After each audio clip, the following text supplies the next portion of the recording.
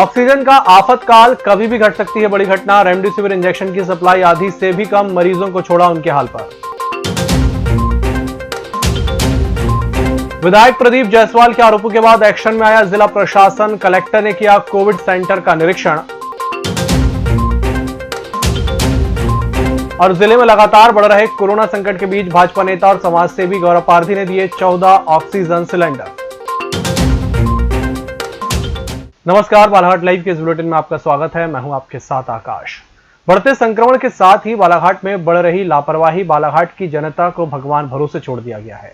सरकार से लेकर निजी अस्पताल में इलाज के लिए कोई बेड उपलब्ध नहीं है।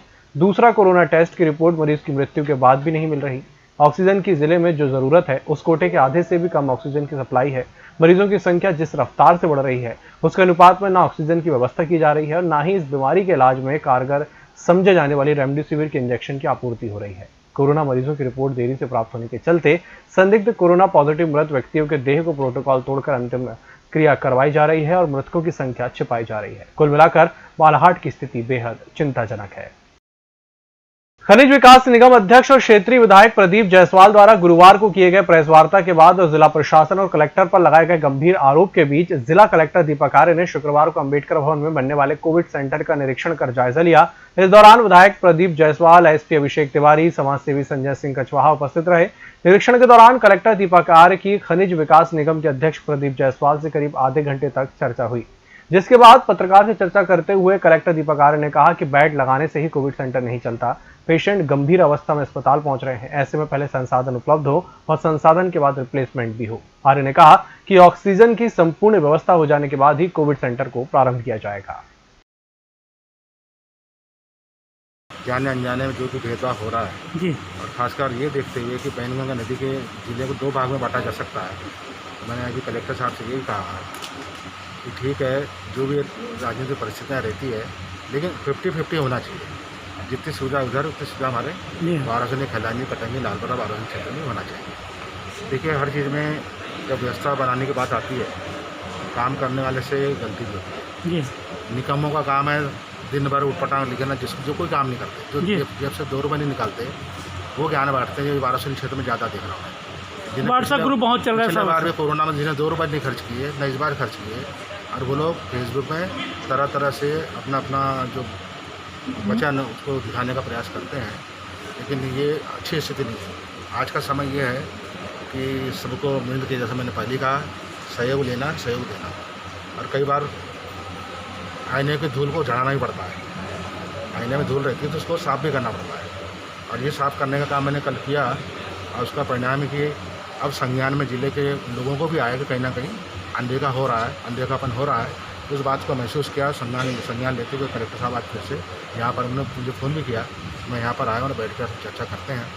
तो चाहे ऑक्सीजन सप्लाई की बात हो, चाहे स्टाफ की बात हो, और चाहे हमारे जो मरीजों को बाहर से दवा जो कर लगती है, हॉस्पिटल की दवाओं के भरोसे मरीज़ को बचाना मुश्किल होता है। जी हाँ। तो कल भी मैंने जो बालाघाट जिले के हमारे मेडिकल एसोसिएशन के अध्यक्ष हैं सुरेश, क्या नाम, सोनी, उनको मैंने कहा था कि आपको मरीज़ को बचाने के लिए जो बाहरी दवाई लगती है, चाहे फेविफ्लू हो, चाहे अन्य इंजेक्शन हो, जो भी लगता हुआ, हम कोरोना रिलीफ फंड से हम उसका पेमेंट करेंगे।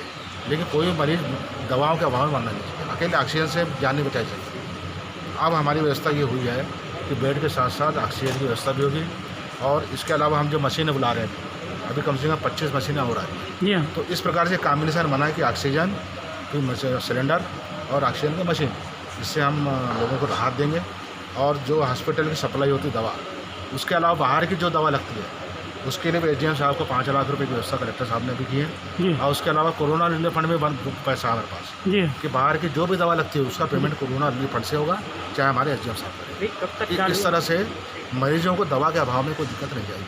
तो इस तरह से मुझे पूरा विश्वास है कि सोमवार तक जो है हमारा ये कोविड जो हमारा सेंटर है ये भी प्रारंभ हो जाएगा, और इसमें पूरा ध्यान, सरकार का ध्यान पूरा इसमें रहेगा। बिस्तर लगाना और ये सब चीज़ों से कोविड सेंटर नहीं चल पाएगा, क्योंकि पेशेंट अभी गंभीर अवस्था में आ रहे हैं। इसलिए हम लोगों की तैयारी ये है कि एक तो संसाधन पहले हों, और संसाधन के बाद संसाधन का रिप्लेसमेंट जो आवश्यक है वो भी होता रहे, क्योंकि ऑक्सीजन की समस्या से चूँकि कई सारे लोग आप देख रहे हैं कि कई सारी जगह ऑक्सीजन की समस्या आ रही है। हम लोग प्रयास कर रहे हैं कि जब ऑक्सीजन की संपूर्ण व्यवस्था हो जाएगी तभी हम लोग इस सेंटर को प्रारंभ करेंगे। ये बात बिल्कुल सही है कि 10-12 दिन लगे, लेकिन 10-12 दिन का कारण ये था कि ये पूर्ण रूप से व्यवस्थित बन जाए, उसमें टॉयलेट का निर्माण हुआ, ये सारी चीज़ें हुई। और उसके बाद सबसे महत्वपूर्ण जो है कि फुल प्रूफ जब हो जाएगा ये, जब हम लोगों का ऑक्सीजन का व्यवस्था पर्याप्त हो जाएगा, जब हमें लगेगा कि ये चीज़ें अब मिल पाएंगी, तो अगले 2-3 दिन में मुझे उम्मीद है कि ये सारी व्यवस्थाएं हो गई हैं और उसके बाद हम लोग इसे प्रारंभ करेंगे। कलेक्टर साहब, जिला विधायक महोदय खैरलांजी वाराणसी क्षेत्र के जायसवाल जी आरोप लगा रहे थे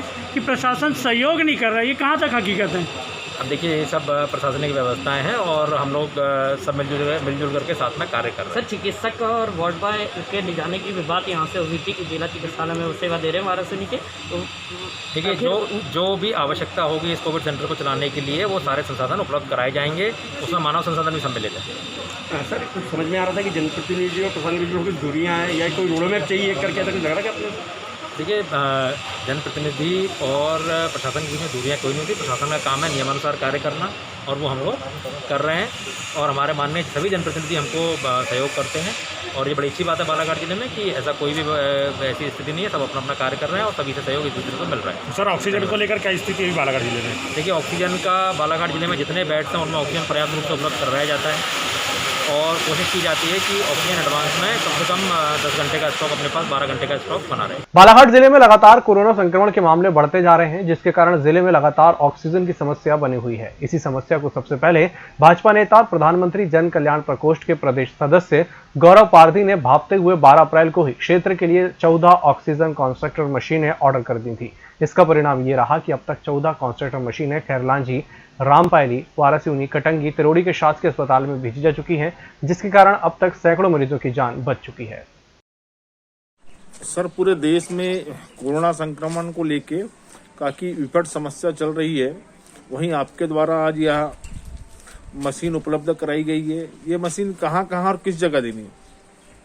भैया, हमारे द्वारा ऑक्सीजन की जो समस्याएं अभी फिलहाल में आ रही हैं, ऑक्सीजन रिफ्यूलिंग की भी समस्याएं हैं, इसको देखते हुए ऑक्सीजन कंसंट्रेटर मशीन लाने का जो हमारे मन में ख्याल आया, जिसको हम लगातार 12 अप्रैल से हमने पहला अपना लॉट ऑर्डर किया था, लगातार कर रहे हैं।